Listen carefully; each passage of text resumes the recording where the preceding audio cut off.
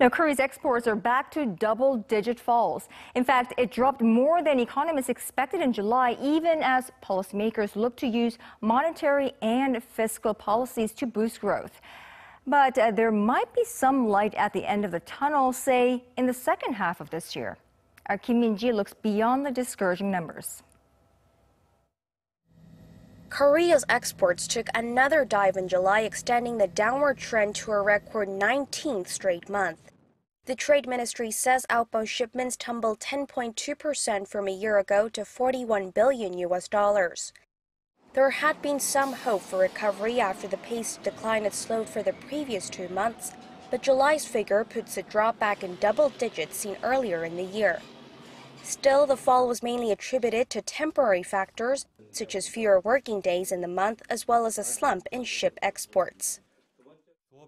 When excluding temporary factors, the pace of decline in average daily exports in July was the lowest this year, so we believe it has maintained its recovery momentum. But a spike in computer shipments and a slowing contraction in Korea's key export items, such as flat panel displays and petroleum goods, weren't enough to prop up the overall figures.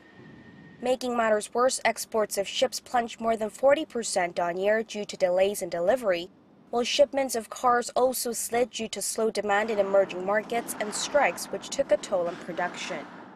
Imports, on the other hand, fell 14% on year to $33.3 billion, also nosediving for the 19th straight month. With that, the trade surplus came to $7.8 billion in July, extending the surplus streak to 54 straight months. For the latter half of the year, the general consensus is that figures will gradually improve. Although it's hard to say things are on a track of recovery, the pace of decline will slow, since it doesn't seem that oil prices will fall much further.